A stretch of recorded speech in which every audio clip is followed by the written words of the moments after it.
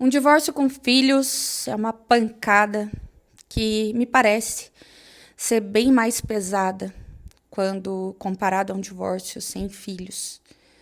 E hoje a gente vai conversar nesse vídeo sobre o sentimento de pesar, de dor e muitas vezes de culpa que nós mães sentimos com relação aos nossos filhos nessa situação de divórcio. Outro dia eu fiz um Reels no Instagram a pedido de uma seguidora que a gente teve uma conversa sobre isso, onde ela me relatou que ela estava sofrendo muito e sentindo uma culpa grandiosa, pensando no impacto do divórcio na vida dos seus filhos.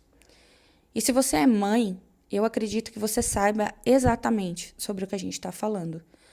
Quando eu me separei, eu também senti essa culpa, esse pesar, essa dúvida, porque eu pensava muito no quão traumático seria essa situação para o meu filho.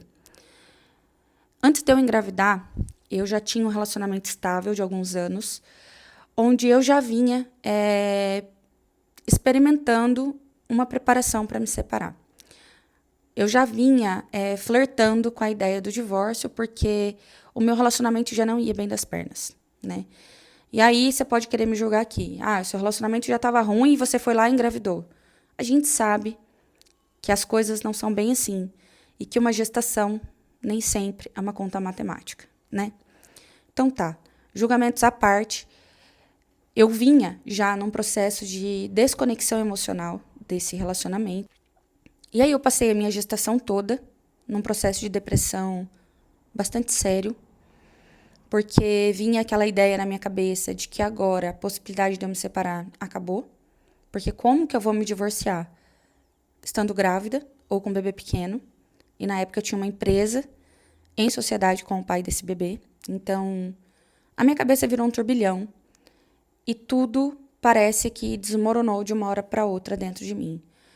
Porque eu já não tinha mais esperança naquela relação. Eu já tinha feito várias tentativas para salvar e a coisa simplesmente não funcionava, né? Não havia uma disposição genuína da outra parte, embora o discurso fosse de continuar, não havia uma mudança de comportamento de fato e nenhuma disposição de verdade de fazer aquele casamento dar certo.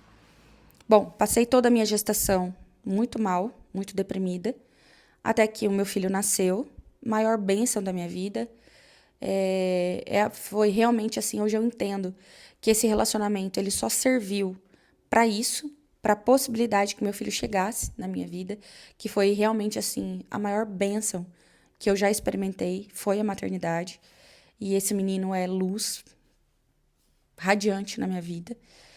E ele nasceu, e como toda mãe, principalmente se você veio de uma família desestruturada, no meu caso foi assim, tive um pai ausente que morreu muito cedo, eu não queria que meu filho experimentasse uma família manca, né? Uma família quebrada. Então, ele nasceu e eu me coloquei na cobrança de permanecer nessa relação, de tentar proporcionar para o meu filho a família que eu gostaria de ter tido. Só que sabemos que um casamento, que a estruturação de uma família não depende só da gente, né? Não tem essa conversa de que é a mulher sábia que edifica a sua casa. Gente, tá? Sem julgamentos e sem versículos bíblicos, por favor. Um casamento é feito por dois. Uma família não se estrutura nas costas apenas de um. E meu filho nasceu, eu tentei fazer a minha parte, aquela coisa não ia, aquele relacionamento me adoecia cada vez mais, me despersonalizava cada vez mais, me colocava numa situação muito complicada, de um relacionamento bastante adoecido, com total desconexão emocional, não tinha mais, não existia, existia dois adultos convivendo, mas não existia mais uma relação amorosa. Meu filho nasceu e eu continuei. Até que chegou um momento que ficou insustentável, e quando ele tinha por volta de 2 anos e meio, próximo a completar 3 anos, então ele era um bebê quando eu decidi ir, eu cheguei num ponto, numa situação em que eu falei, não dá mais. Eu não vou mais aguentar isso aqui. O meu filho precisa de uma mãe inteira, de uma mãe saudável da cabeça, porque eu estava completamente adoecida já naquela situação. Ele precisa de uma mãe inteira. Eu preciso sobreviver para conseguir cuidar desse menino. E aí foi quando a dor de ficar, ela passou a ser infinitamente maior do que a dor de romper a estrutura familiar que antes eu queria que o meu filho pudesse ter. E aí eu saí. Saí, mas, obviamente, ainda que consciente de que foi, de longe, a melhor decisão que eu tomei na minha vida, com aquele remorso e com aquela culpa. É uma sensação de fracasso também, né? De você não ter conseguido fazer aquilo funcionar. E não ter conseguido proporcionar aos seus filhos, no meu caso a um filho, a família que você prospectou e idealizou na sua cabeça. Eu lembro de uma vez ele chorar algumas vezes. Quando eu vi algumas fotos, quando eu ainda tinha algumas fotos lá do relacionamento, e ele chorar e pedir a família dele de volta. E ele chorar e falar: eu quero papai, eu quero mamãe, eu quero papai, eu quero mamãe, eu quero casamento. E aí, como ele era muito pequeno, eu fui explicando, à medida que ele ia entendendo, aos poucos, de que o casamento do papai com a mamãe não era mais possível. E eu sofri com isso. Pelo término? Não, porque o término me gerou um alívio profundo e eu pude resgatar a minha identidade e a minha sanidade mental. O que me gerava sofrimento era assistir ao sofrimento do meu filho. E isso foi tema recorrente no meu processo de terapia. Até que, depois de sofrer, me corroer muito por isso, eu entendi na terapia, e eu comprei vários livros sobre isso na época, sobre o divórcio e o impacto psicológico na vida das crianças, quando eu entendi, e a psicologia respalda isso, que a adaptação das crianças, normalmente, ela é muito mais rápida e menos traumática do que a dos cônjuges que se separam. E veja, eu não estou falando aqui que não há sofrimento, que não há trauma e que essa ruptura nessa estrutura familiar não deixe marcas numa criança, porque com certeza vai deixar. Mas o que eu estou tentando explicar aqui é que a proporção que a gente acha que é no impacto nessas crianças não é tão grande quanto a culpa que a gente carrega. Normalmente, a adaptação dos cônjuges e o sofrimento nessa situação de luto, ela é bruscamente maior do que o experimentado pelas crianças. A capacidade de adaptação deles é mais rápida do que a nossa. E, mais uma vez, eu não estou falando aqui do que eu acho ou do que me contaram. Eu estou falando do que a psicologia e as teorias psicoterapêuticas nos explicam. Tá. E o que eu estou querendo, então, trazer para você hoje nesse vídeo com relação a isso? O impacto do divórcio ele é real. A ruptura da estrutura familiar ela é real. Para você e para os seus filhos. Sim, ela é real. Só que, quando você se sentir culpa, quando você sentir esse gosto amargo, que é do remorso, porque quando a gente tá nessa culpa e nessa dor, ou quando a gente ouve uma frase assim dos nossos filhos, a gente tende a criar várias elaborações na nossa cabeça. Vários pensamentos aleatórios. Ai, mas será que eu não deveria ter insistido mais um pouco? Ai, mas será que eu não deveria ter esperado eles crescerem mais um pouco? Ai, mas será que eu não vou me arrepender de ter causado essa situação de separação na vida dessas crianças? Ai, para. Tenha certeza de uma coisa na sua vida. Criar os seus filhos num ambiente adoecido, mostrando para eles a referência de um relacionamento falido, vai e iria causar um impacto negativo infinitamente maior que uma situação de divórcio. Criar os seus filhos num ambiente onde não há harmonia e conexão emocional, e não precisa nem ter discussão na frente deles, tá? Você e o seu ex podem nunca ter dito um A com relação a isso na frente deles. Ainda assim, eles absorvem e eles percebem tudo o que está acontecendo ao redor nessa casa. Manter essas crianças crescendo, tendo como referência um relacionamento quebrado, falido, é proporcionar a elas um presente maldito, que é a crença de que o casamento é assim mesmo e a possibilidade de repetição na vida adulta dela. Porque ela vai replicar na vida adulta o relacionamento que ela conheceu na infância.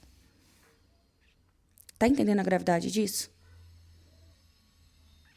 Se você é mãe de menina e a sua menina via o pai te desmerecer, te desrespeitar, te diminuir, gritar com você, você pode ter certeza que ela vai crescer achando que isso é normal. E ela vai casar com um cara que faz a mesma coisa com ela. Então, veja. Dos males, o menor.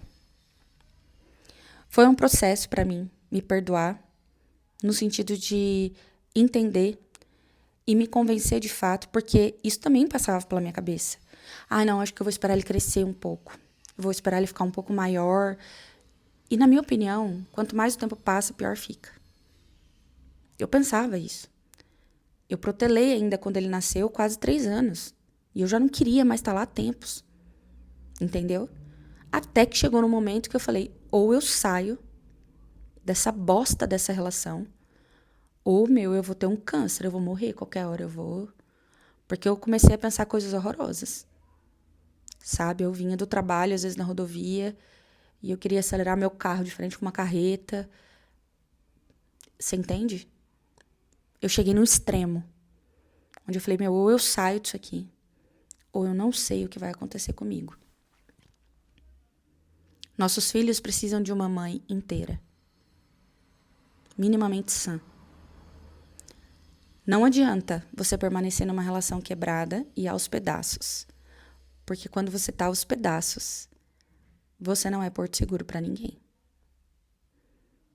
Eu melhorei infinitamente mais como mãe depois do meu divórcio.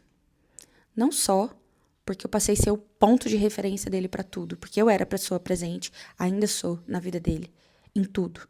Sou eu que educo, sou eu que levo, que busco, que faço, sou eu que estou na rotina, sou eu que estou no dia a dia. Mas não foi só por isso.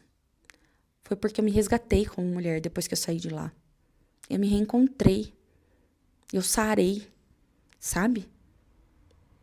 Eu voltei a ter autoestima. Eu voltei a me olhar no espelho e me sentir viva de novo.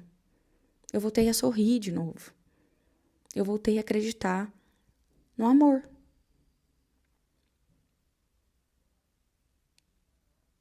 Se coloca aí, na posição de um filho. Como você gostaria de olhar para sua mãe e enxergar ela? Porque quando eu era pequena, que eu olhava para minha mãe num relacionamento quebrado, abusivo, completamente diminuída, eu olhava para ela e eu sentia pesar. E eu me perguntava, por que ela não vai embora? Porque antes de uma criança querer ter pais casados, eles querem ter pais felizes, pais harmoniosos. Isso não é possível casados. As coisas não saem sempre como a gente imagina. Ninguém casa querendo separar, né? Nenhuma mãe em sã consciência, como eu fiz, sai de uma relação saudável e vai embora com uma criança no braço, sem puta no bolso. Uma mulher sai nessas condições quando ela não aguenta mais. E a gente precisa ter um pouco mais de empatia por nós mesmas. A gente precisa cuidar da gente primeiro para que a gente esteja inteira para essas crianças. E não, ter esperado eles crescerem não ia amenizar. Iria piorar, muito provavelmente.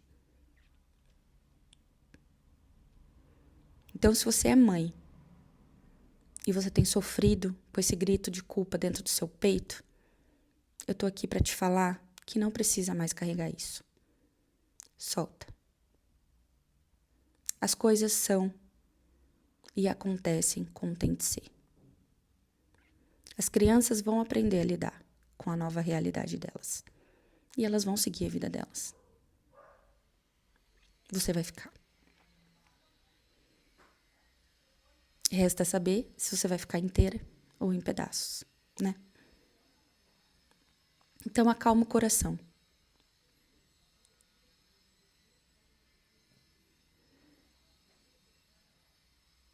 Acalma o coração. Acredita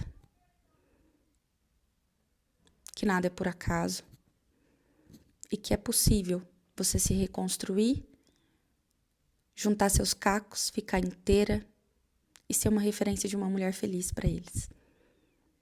Eles merecem e, principalmente, você merece também. Vou ficando por aqui. Se esse vídeo falou com você, se inscreve no canal, deixa um like se você gostou e fica por aqui. Toda semana eu vou trazer conteúdos para te relembrar quem você é, para onde você deveria voltar e o que você não pode mais esquecer, tá bom? Um beijo. Até o próximo vídeo.